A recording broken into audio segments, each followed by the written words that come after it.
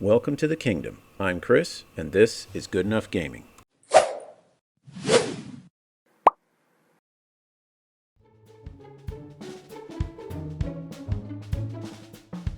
Okay, howdy, folks. Welcome to the Line of Sight podcast, where we take a look at gaming and the hobby from all kinds of different perspectives. And my guest today is a video game developer. So I'm branching out a little bit here. I know most of my guests has something to do with miniature wargaming, tabletop wargaming, and the like, but I imagine most of you play a video game or two. And so here's a chance to actually hear from someone who is in the industry currently, has been in the industry for quite some time. And we'll talk a little bit about all kinds of different gaming. So my guest is Jason. Jason, welcome to the Line of Sight podcast.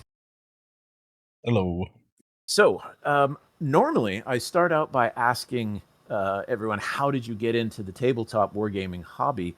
That kind of doesn't work because on the one hand, you were in it, but you're not anymore. So why don't I start with asking you that? How did you get into it, and then why aren't you still into it? Well, I mean, you got me into it. Not to put too fine a point on it. I hadn't really. I mean, everybody had seen the Games Workshop store at the mall in Phoenix there, and I walk by and go in and peek around. Right, everything nerddom was great, but it's not the sort of thing that if you don't have someone to introduce you, or if you have no idea where to start, you probably don't just wander into a store and be like, "Oh, I'll take that, that, and that," because you can spend your life savings pretty quick. So it was you that got me into it, and um, I picked up a rule book for my first army, which was the Vampire Counts, and then you and I used to scour the shady back alleys of eBay and a couple of other online stores to get some deals on models because they were so expensive. And I was a student at the time, and so every dollar spent on a kit or a collection of models or a paint was precious because I was broke. And Well, and I was a student in Newlywed, so I was equally as broke. yeah, but it was kind of fun. I don't have really much in the way of creativity. I certainly have zero artistic talent of any kind. But it was kind of, I made model airplanes as a kid, and so putting together the little models and stuff was a lot of fun, and I really liked the whole, my first box set was zombies, and so there were, oh, put this head here and the arm here, and I was like, what if I want to put the head like under his foot or something, and so I spent a way too much time customizing my first army, and it took forever to get it done.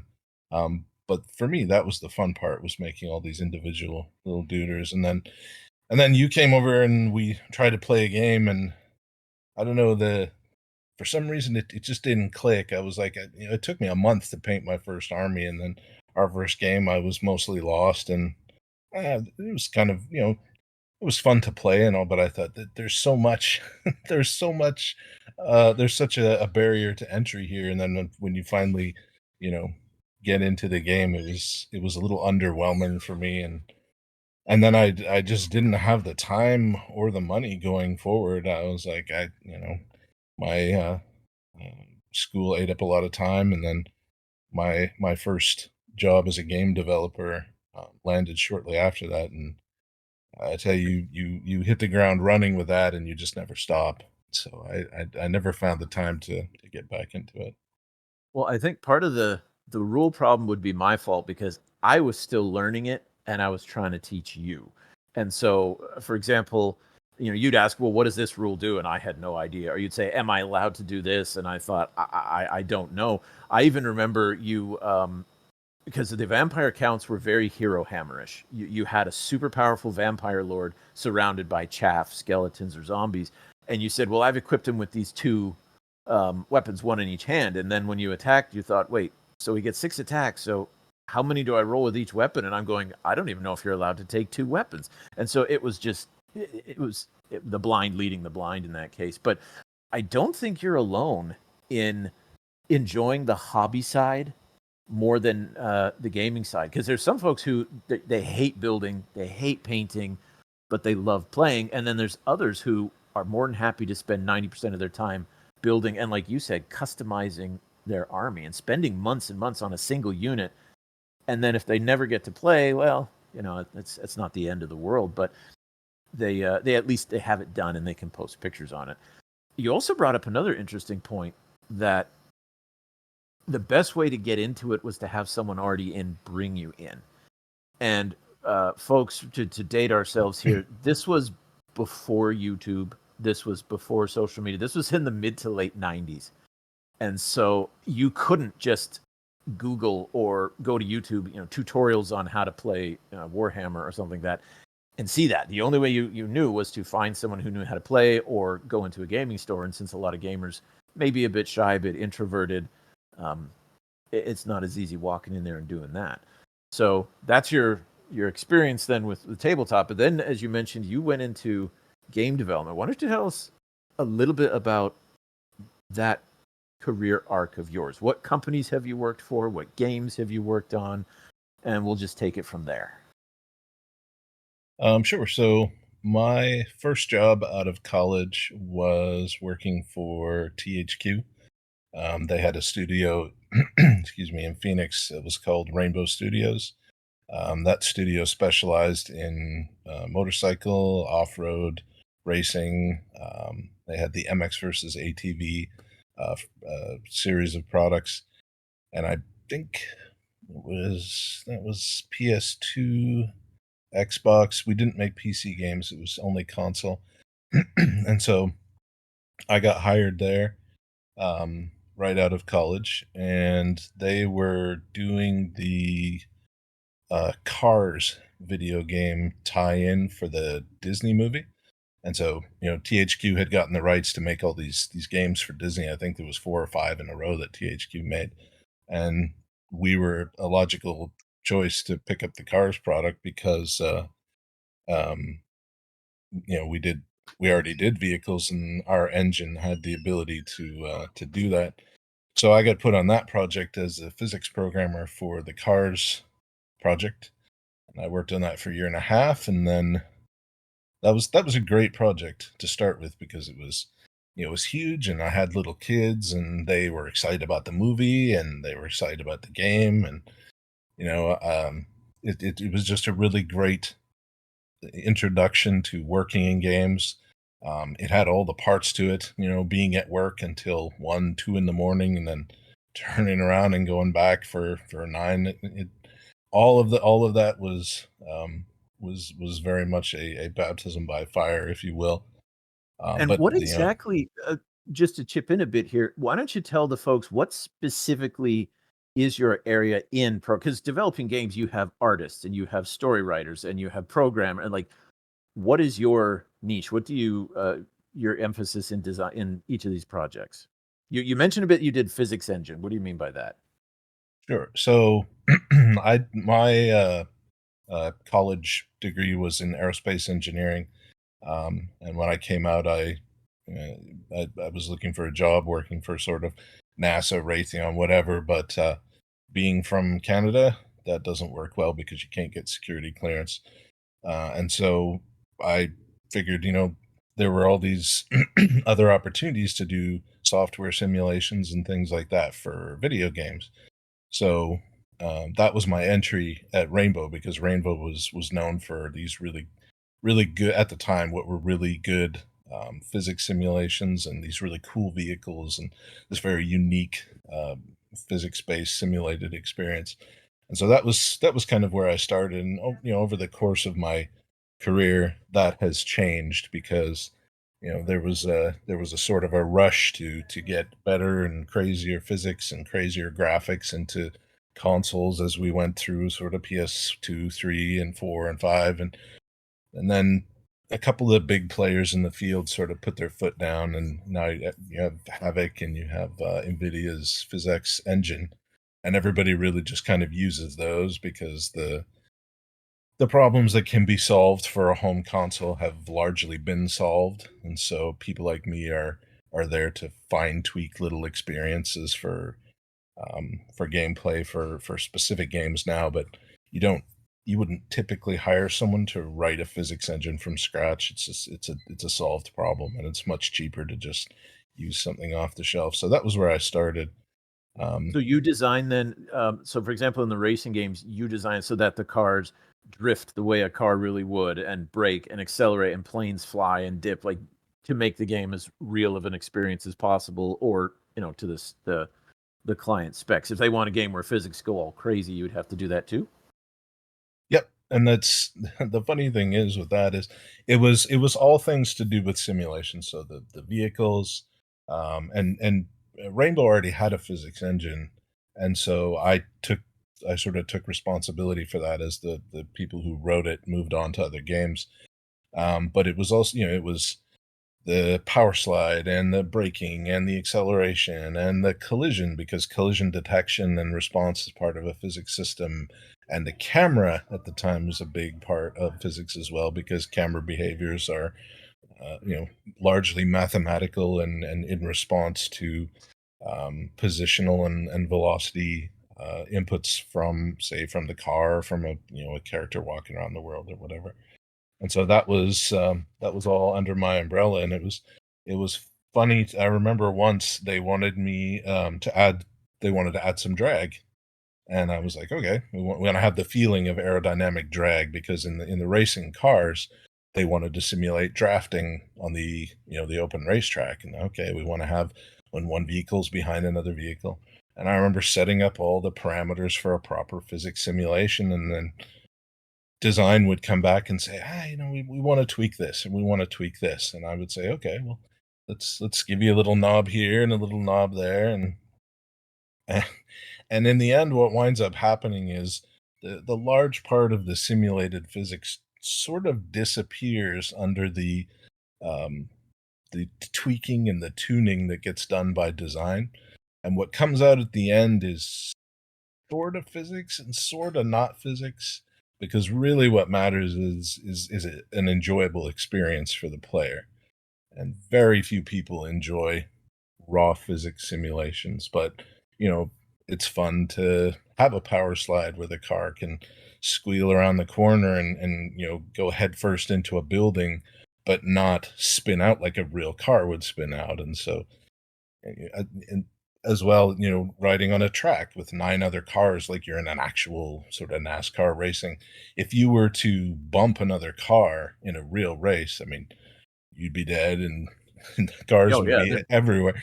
But design didn't want that. They wanted you to be able to, it's a game, so maybe you lose a few points for bumping another car. Maybe, if you can deke between 2 cars in a way that is crazy and you would never try to do that, but in the game you can do that, then they want you to have that ability. So half of doing physics was doing not physics or yeah. pseudo physics. That's crazy because I'd never thought of it that way. I would think that the design or the desire would be to make it as realistic as possible. But now that you say that, yeah, I can't think of a game like Twisted Metal, which is entirely vehicular combat, obeying the laws of physics strictly. It would be a nightmare. You wouldn't be able to make tight turns. It would be impossible to get out of some spots where because your car is stuck. So Yep. it's almost like magic in a role playing game. It breaks the rules of physics and of reality, but at the same time, it can't break them too much. Otherwise, it becomes no fun anymore. So you got to Yes. find that sweet spot between where it's enjoyable but not restrictive.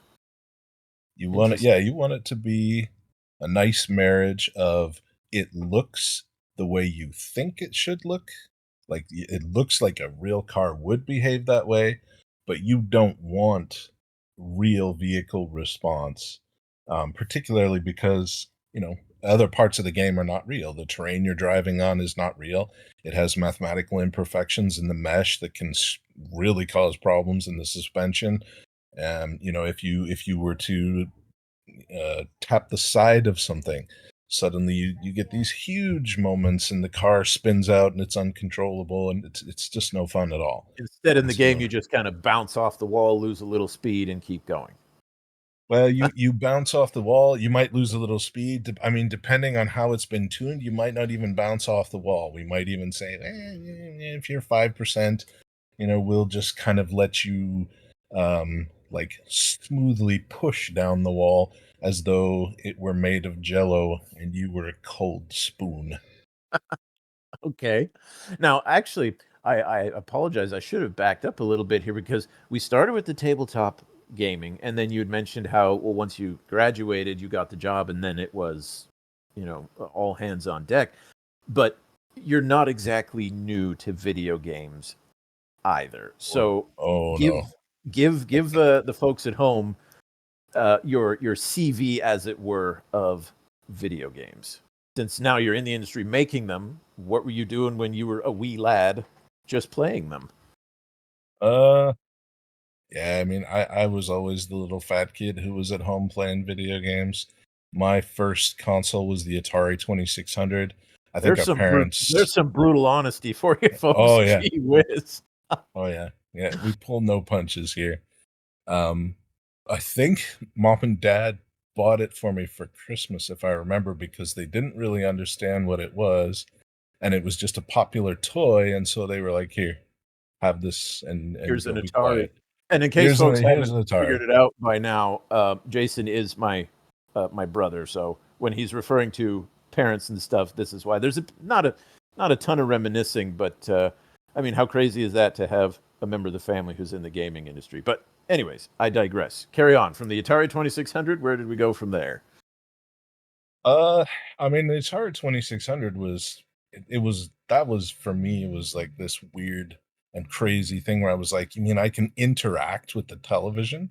Because, I love television shows and, shows and date myself by listing some of them off, but that it never occurred to me that I could take some action in my living room and something on the TV would respond, or that there was a computer for whom, I could play a game and it would play the other side. And so that was fascinating to me. And mom and dad, our parents, didn't really keep up with the console wars. They didn't approve of us spending so much time inside. No, But they did not. no. So we didn't make the natural transition from Atari to Intellivision to, say, Coleco and then to an Apple computer. We sort of took a huge jump, not a huge dump, That although came anyway, later. that was later. But we, I always loved computers. I petitioned mom and dad to get us a computer for the longest time, and they didn't really see a point. And Well, so I remember I we don't. sold it to them as it's for homework. Yeah, We'll type up reports and stuff on it, which we did. I mean, we didn't lie, but come on now, what kid, honest to goodness, wants to get a computer from their parents because they so badly want a word process? That's come on, let's I be honest here. just love me some word processing. Well, But I there mean, was, who yeah. doesn't? But that was when the Nintendo arrived. So After that was that was after the PC? so yes, it was because the RPC RPC was a 186. And for those of you in computer parlance, you'll know that the around the time the 2000s when everybody was talking about the Pentium chip, that was a 486 586. The computer we had was a 186, and it was great, but compared to today's hardware, obviously it was Well, pathetic. But sure. I spent, hours on that computer reading over how does MS DOS work? What is a file? How do I move files from place to place? And then we had games on the PC that had software protection, particularly the games from, I don't know if you remember Sierra made Yeah, the. the codes, you'd get a sheet of paper, and at some point in the game, it would ask you a question, and Yep, the answer was on that sheet of paper, and they made the paper out of this super dark purple ink because it couldn't be photocopied. If you tried to photocopy it, it would just come out solid black because you have this dark purple paper with black lettering. You could barely see it, and you couldn't photocopy it. it was more than that. It was also the discs, which at the Oh time yeah. were 5 1/4 floppies, which don't even exist anymore. But they, when you would buy a game from them, and strangely enough, games in those times were up $60. They were about the same price as they are now. But you would get a game, say Police Quest or Space Quest, which was one of our first ones, and they would say make copies of the game, But in order to start the game, you had to start it on the original floppy disk, and then once the game started, you would pull out the original and put the copy in, so that all the original did was validate whatever it was that was, this software security, and then you would play off the copies so that if they burned out, you could just check them and make some more. But that was fascinating to me. I was like, why is it when I copy this disk that something doesn't copy? Or, how is this computer seeing some piece of this that it's hiding from me? And then, of course, I further disappointed our parents by asking if I could go to computer camp during the summers. And I learned to program in Turbo Pascal. And then, of course, at the end of the computer camp, we would get one day where everybody was allowed to trade games, copy games. And I would come home with a stack of 50 games. And the parental disappointment continued, but I was beyond that. So then, yes, um, a friend of mine had a Nintendo, and I had never heard of Nintendo. And we had these games we had Skate or Die, which had an incredible soundtrack, and the Sound Blaster card in our PC was really good, and so it was neat.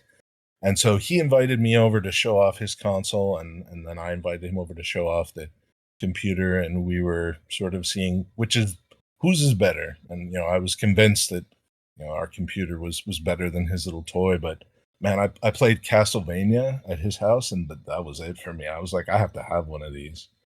And so I began to beg and whine as only a child can, and But it eventually worked.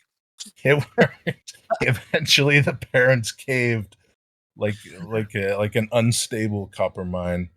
And I wonder if they rue the day that they did that. But I mean, Maybe. the fact though that your career now has been in video game design, software engineering, they can't exactly be like, well, you never went anywhere with those video games. You actually have a career in a very, very popular, what's the word I'm looking for? Competitive, not exactly, but like it's a high demand field. Yes. So, there are lots of game companies. I mean, that's one thing that's changed from when we were kids to today is it was a reasonable goal to take, for example, the 8-bit Nintendo, and set a goal. I am going to play and maybe even finish every game for this system. Whereas today, you couldn't even do that in a subgenre. There are so many games being made today. You have independent, you have AAA, you have all kinds of stuff. I mean, it's absolutely exploded, and that actually leads me to one of the questions that I wanted to ask while you were mentioning this came to mind. You had talked about how the price of games hasn't changed that much, and I do remember buying an 8-bit NES game was like $49, I think, $50 a game, which is a lot in the 1980s and 90s. And today, games, I think now a AAA game's about $69. But the big difference is when, 3 or 4 decades ago, when you bought a game, it was a complete package. You bought the game, you had the game, you played the game. Now we're in the age of the subscription service, DLCs, patches, this idea that you no longer buy a complete game. Instead, you more like buy access to a game. And then you can continue to, with microtransactions and DLC and stuff, you can just keep adding to that. Were you in the industry when that change happened, and did that affect you much at all from the standpoint of your career? I mean, yeah, I was there for that whole thing. My first game was the Cars video game, and it was printed on disc. So if you wanted to copy that game, you would go to Best Buy or Target or whatever, and you would buy a copy of a disc, and there was no other way to get it. And that meant for us specifically with that product, because that's a Disney product, and so expectations were very high for quality of delivery and that sort of thing.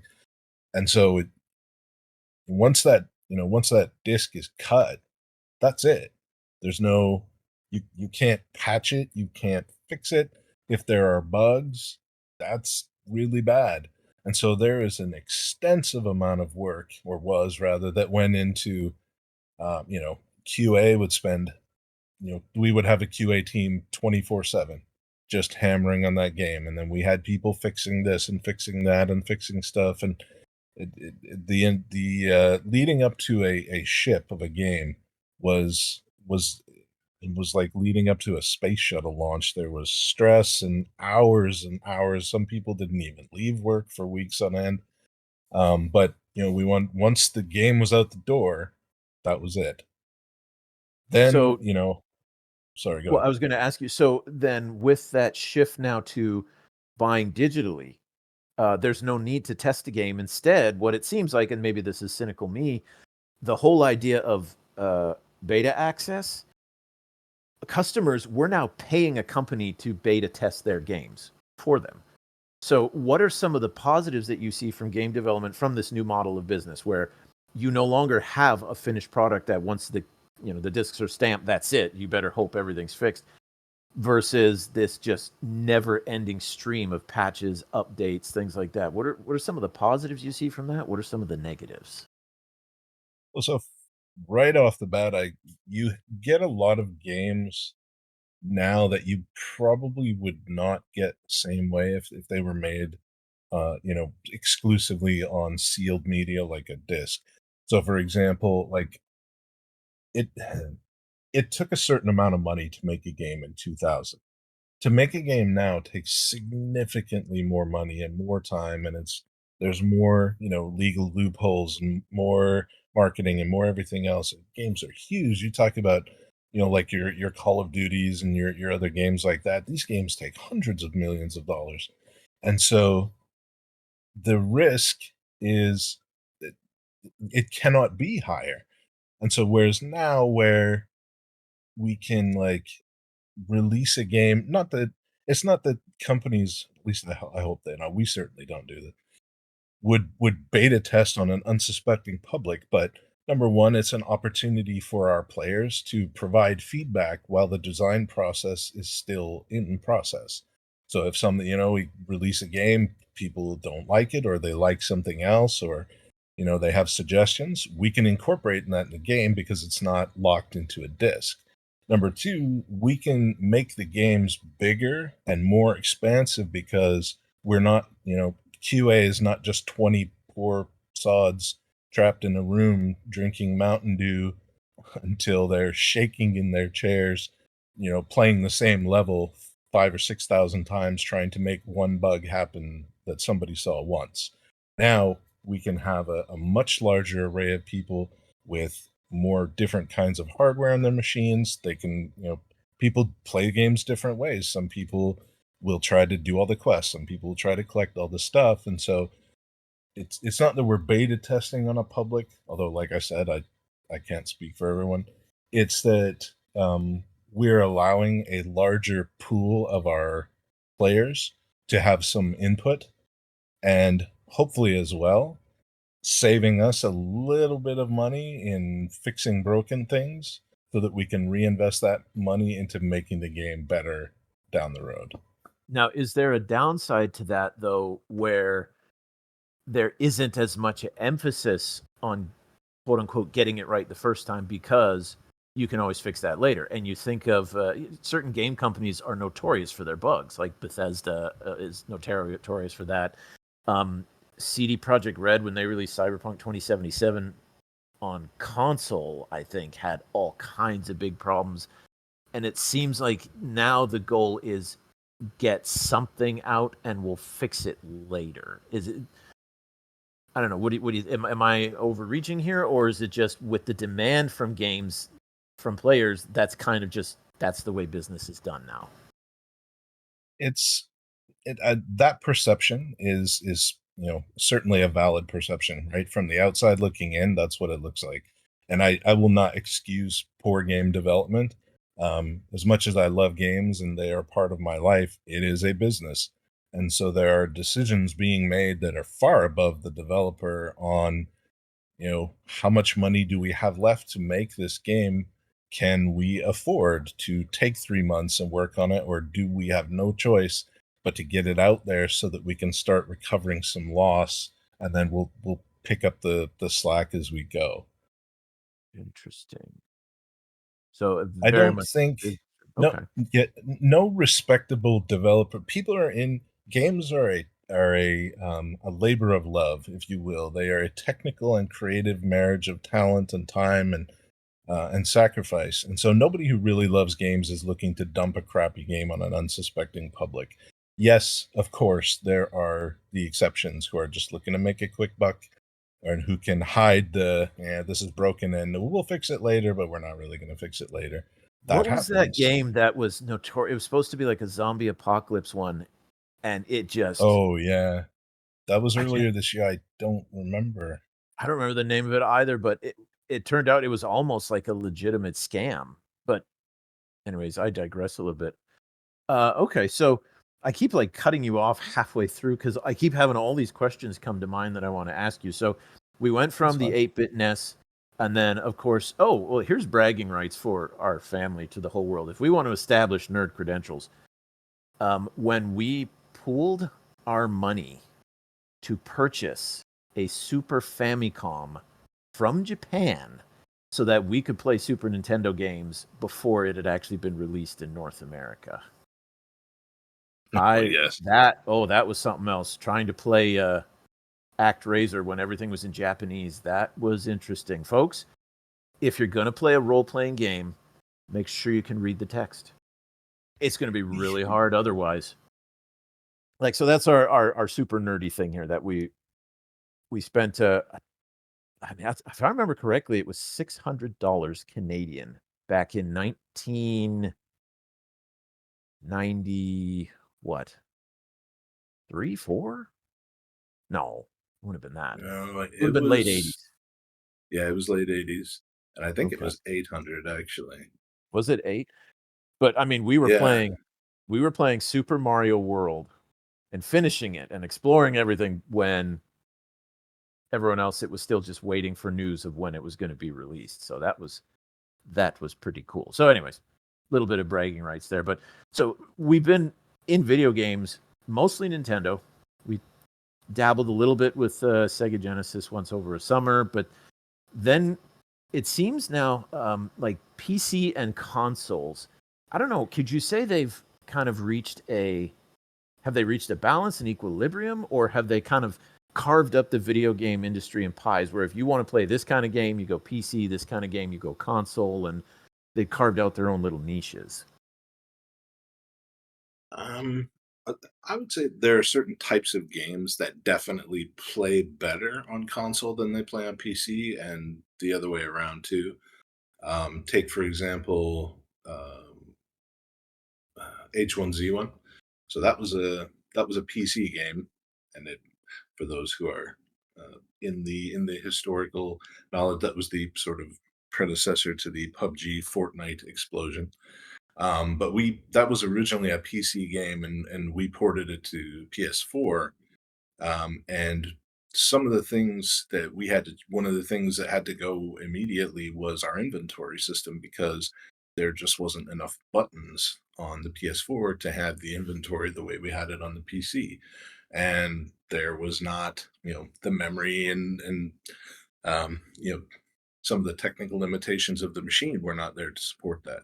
So we had to make some changes to the way the game worked, and eventually it turned out okay. But really, really fine, sort of technical, um, large UI type games play really well on the PC. On the console, a little less so because everything has to be moved with one stick and a couple of buttons. However, games like what's that one that Max plays all the time?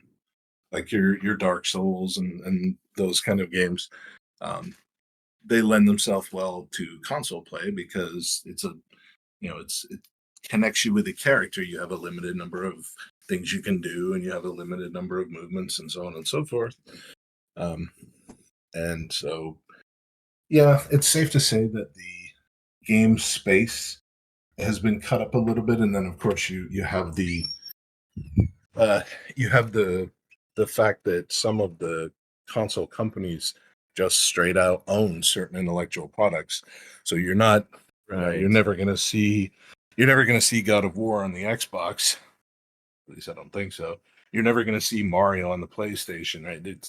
These companies own those products, and so you know that's where they live, and that's where they will live forever. So, shifting topics here, um, we're I don't know if I'd say we're entering a new era of gaming, but you saw the advancement of consoles from 8-bit to 16 to 32 to CD games. Then nowadays you have PC games that are almost true to life with how high quality the graphics and the sound and things like that. And then the smartphone came along and stuff like Angry Birds. And what was really crazy is to watch folks. Now, I don't know, maybe this is snobbery in me coming out, but to watch these people discover video games for the first time as if they hadn't existed before they played Angry Birds. For those of you who might be familiar with the game, if you ever played Scorched Earth, it was this old PC game where you had a tank and your friends had tanks on this two-dimensional geographic landscape, and you entered in an angle of your tank shot and a power, like a velocity, and you tried to hit your opponent with that one shot, and then they'd get to come back. And that's kind of what Angry Birds was like. You're controlling direction and velocity of your shot, trying to knock over the tower at the pigs. And to me, what I think it seemed like the phones and eventually what mobile games did was it dramatically increased the market and the number of people who play video games. But in order to do that, we had to reset. And suddenly the super popular games everyone was playing on their phone were the games that, nerds were playing decades ago, but the public now was accepting of it. So now it was okay. You're just playing on your phone. It's you have a few minutes, or you're on your lunch break. And now we come to 2024, and you've got super complicated games like you've got like Diablo. You can now play on your phone or on a tablet as well as on PC. So how else has the mobile gaming industry affected you as a game developer and the gaming industry as a whole? Well, so I mean, mobile gaming is is different from say console and PC gaming as they are from each other. Mobile gaming took essentially a tiny little console like a Game Boy or something and made it completely everyone has a smartphone. I can't even go ahead, kids have them, grandmas have them, everything else. So the install base was immediate and huge rather than people having to run out and buy the newest PlayStation. Everybody gets, a smartphone upgrade every couple of years. And it did for games. It was a totally separate version of games because when you sit down to play like Warcraft, great example, right? Warcraft is like a steak dinner, right? There's lots to see, there's lots to do. The game is rich, but not everybody wants to sit down at the computer for 2 hours. Some people just want to have like a snack. And that's what mobile gaming sort of started out as, little Angry Birds, and then there's the Flappy Bird, and there were a couple of other very smaller, more punctuated gaming experiences that could be enjoyed in smaller pieces, picked up and put down just as a you can play at the DMV, you can play in the doctor's office. And so that it's a different style of games, but it certainly made it much more widely available and widely accessible. Because for there's been a couple of games throughout, gosh, I guess the last 30 years or so that have kind of changed the face of gaming. Gaming used to be just nerds in the basement with, with the Mountain Dew and the CRTV burning their eyes out. But then you have games like Warcraft, like I mentioned, which suddenly made it socially acceptable for people who would not normally play games to play a game because it had in-game chat and it had characters that were cartoony and fun, and it wasn't sort of a fireball type of thing. It was more, it was just It casual became and fun. it became a social activity as much as a video game entertainment one. In fact, Correct. who was it? Someone told me that they heard from someone else, a pundit, maybe it was a Joe Rogan guest, I don't know, but they said, what's really interesting is before social media existed, MMORPGs were the social media to a Yes. degree. You logged in and you could talk to everybody. You could private chat people. You had your guilds or your special factions to talk with just those groups. And one of the things that people notice, a bit of a sidetrack, is that the conversation was better. Like if someone started trolling, the whole community would be like, "Not here! Like, do not ruin this space for all of us. Get lost." And then once things like Discord came out, or just using your phone and calling someone, or other software, people no longer needed to use the social features of World of Warcraft to socialize. Instead, they would now just talk to their friends on Discord while they're playing on World of Warcraft. And as a result, general chat just became a place for gold farmers to try and hawk, their wares. Yes. And also, I mean, Warcraft also allowed for people, I had people I worked with would get together and agree to play together. So here's a people with, common interests and common values. And there's some social accountability, because if you're a jerk when you're online with these people, you're going to see them the next morning in the office. Whereas That's true. if you just go out and be like, "Hey, I'm LFG," which is looking for a group, Right. all right, you could get anything. I mean, you could get someone who you would never associate with in real life, and they just tag along, and this the online association shields you from reality, but it also shields everyone from accountability. So That's um, true. That there was is true. some developmental learning that went on there, but that's how these sort of entertainment products change and grow over time. So then believe it or not, we're actually getting into the last little bit of our time slot here. I may have to have you back for a second discussion, but in this last little bit, let me ask you a question about something that apparently, at least on my channel, caused a huge furor when I did a video about it. It's the one video I got where I barely had more likes than dislikes. I got more hate about this video than anything else, and that's AI. So, what do Yeah. you see the AI revolution doing, both in terms of players? How will it affect how players play games, and how will it affect how games are made? Um, I mean, that's a tough one, because when I'm out on YouTube just looking for, there's all these videos. Oh, and AI is going to make coding obsolete, and AI is going to do this, and AI is going to do that. It's not really any different than, say, the Industrial Revolution was for factory workers in the 1800s. It's I don't know if you watched my video. I made that exact same case, and I got so much pushback. So really much. Oh yes. well. Oh, I oh. I you know But that's exactly I what I saw. That's exactly what I saw. that's that's what I see, because it's, what was the name? There's a movie with Danny DeVito called Other People's Money. It's an old movie, and it's about a an investor who takes over a company who makes some product. I actually don't even remember the product, but he's commenting about how this company not hasn't kept with the times, and so they're not able to realize the profit margins that they could. And at the end of it, he's talking about how irrelevant they are and so on. And he said, "You know what?" He goes, "I bet the last company that made horse and buggy whips made the best damn horse and buggy whips in the world, but they're still gone." And so I see AI. I don't see it as, there's never going to be a time where AI takes over and we all just sit at home and be like, "Wow, I remember when we could go outside." Because like the machines in factories, somebody has to build them, somebody has to maintain them, somebody has to supervise them. And when one person can make 10 shirts, whatever, but a machine can make 1,000 shirts, and then it frees up all these other people to go do something else. So for me, I've seen this. Oh, in 5 years, AI is going to write all the code. There's not going to be, AI can make games. AI can do this. No, it can't.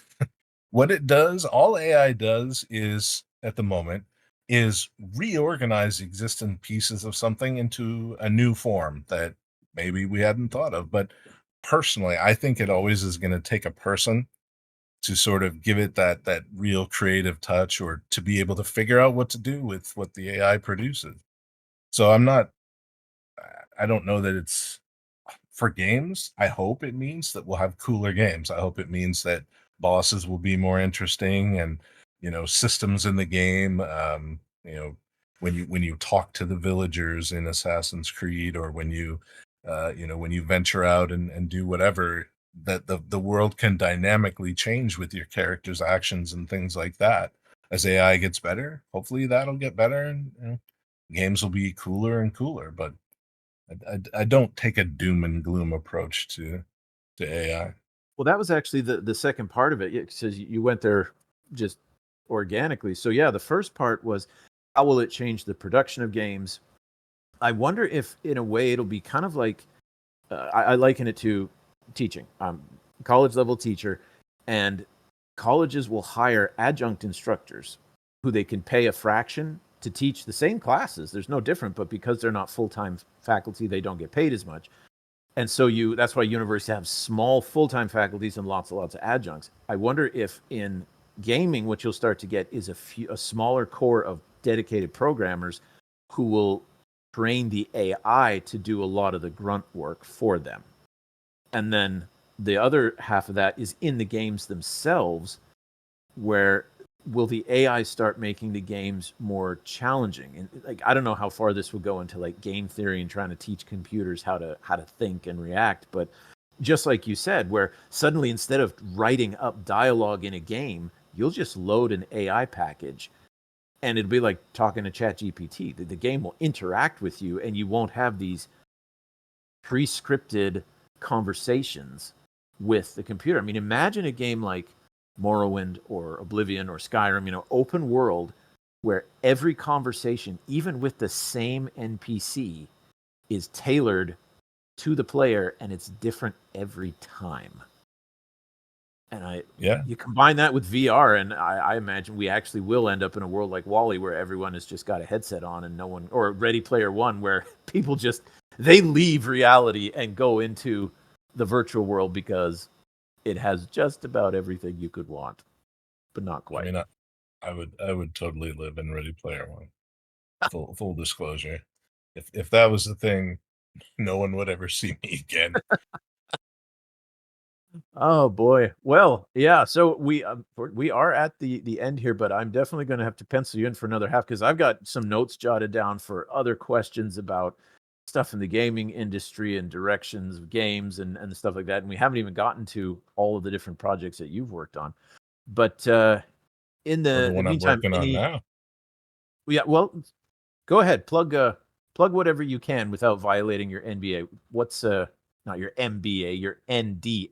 NDA. What are you working on right now that you can tell us about? And we'll end on that. Okay. So this what I'm working right now is a mobile game.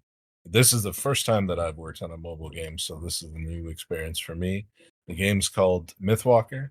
It's a geolocation RPG, and so it's coming out later this year. I can't provide any more Right. specifics than that, but we are ramping up for a beta, and so if it's cool with you, I'll send you a link and people can go sign up for the beta if they want. Oh, yeah, I imagine my viewers would be pretty excited about that, beta testing a game. Is this now when you Yeah. say geolocating RPG, kind of like Pokemon Go? You're taking a game like that, but you actually have to go out into the real world to take part in the game? So we've made it so that there are it's geolocation. You go to your corner store, you go to your whatever, and there's things to do. It's not a collection game. It's more of a fantasy sort of encounter and do stuff type of experience. Um, we have tried to make the game accessible to